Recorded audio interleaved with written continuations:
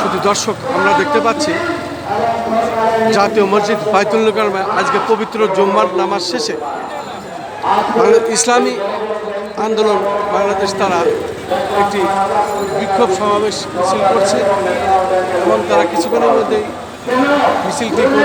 বিক্ষোভ শেষে ইসলামী আন্দোলন বাংলাদেশ আমরা দেখতে পাচ্ছি জাতীয় মসজিদ বাইতুল মোকাররম আজকে পবিত্র জুম্মার নামাজ শেষে এই বিক্ষোভটি চলছে আমরা দেখতে পাচ্ছি। আর কিছুক্ষণ পরেই বিক্ষোভ মিছিলটি হবে। আমরা দেখতে পাচ্ছি প্রশাসন, বিশেষ করে পুলিশ এখানে অত্যন্ত চৌকস অবস্থায় তারা এখানে আছেন আমরা দেখতে পাচ্ছি। পাশাপাশি আমরা দেখতে পাচ্ছি এই বিক্ষোভ সমাবেশে যেসব নেতাকর্মীরা উপস্থিত হয়েছেন তারা এখানে সমাবেত হয়েছিলেন এবং তারা অপেক্ষায় আছেন। আর কিছুক্ষণ পরেই এই মিছিলটি হবে, আমরা সেটাই দেখে যাচ্ছি। মূলত জাতীয় মসজিদ বাইতুল মোকাররম আজকে পবিত্র জুম্মার নামাজ শেষে আমরা দেখতে পাচ্ছি পবিত্র জুম্মার নামাজ শেষে আজকে জাতীয় মসজিদ বাইতুল মোকাররমে বাংলাদেশ ইসলামী আন্দোলন তারা এই সমাবেশটি করছে এবং আর কিছুক্ষণ পরেই তাদের বিক্ষোভ মিছিলটি হবে। আমরা দেখতে পাচ্ছি জাতীয় মসজিদ বাইতুল মোকাররমে বাংলাদেশ ইসলামী আন্দোলন আয়োজিত আজকের এই বিক্ষোভ সমাবেশ এবং মিছিল হবে আর কিছুক্ষণের মধ্যেই। আমরা দেখতে পাচ্ছি জাতীয় মসজিদ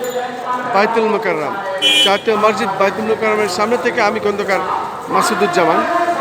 আমরা আমাদের ইউটিউব চ্যানেলগুলির পক্ষ থেকে আমরা আমাদের কাজগুলি ধারাবাহিকভাবে যেভাবে করে থাকি তারই ধারাবাহিকতায় আজও আমরা এটা করে যাচ্ছি এবং এটাই আমরা দেখিয়ে যাচ্ছি।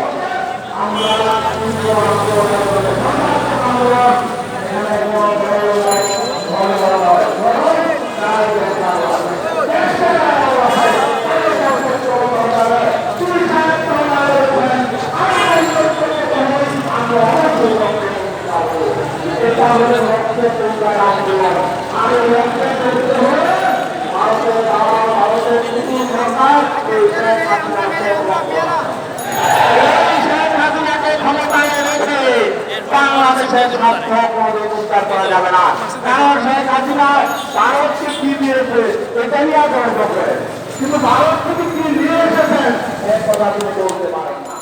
অতএব এখন ভারতের স্বার্থ যে সরকার রক্ষা করে, যে প্রধানমন্ত্রী ভারতের স্বার্থ রক্ষার জন্য কাজ করে, এই প্রধানমন্ত্রীকে আগে ইসলামী আন্দোলন বাংলাদেশ আর কিছুক্ষণ পরেই তারা বিক্ষোভ মিছিলটি নিয়ে বেরোবে এবং আমরা দেখতে পাচ্ছি জাতীয় মসজিদ বাইতুল মোকাররমে আজ পবিত্র জুম্মার নামাজ শেষে এই বিক্ষোভ চলছে। আর কিছুক্ষণ পরে এই মিছিলটি বেরোবে। আমরা দেখতে পাচ্ছি চৌকস পুলিশ বাহিনী চারিপাশে যেভাবে তারা অবস্থান নিয়েছে এবং পুলিশ তারা তাদের অবস্থানটা আমরা দেখতে পাচ্ছি এবং সেটাই আমরা দেখিয়ে যাচ্ছি। পুলিশের অবস্থান অত্যন্ত তারা যেভাবে পরিচ্ছন্নতা সাথে থাকে সেটাই আমরা দেখতে পাচ্ছি এবং সেটাই আমরা দেখে যাচ্ছি। সবাইকে ধন্যবাদ।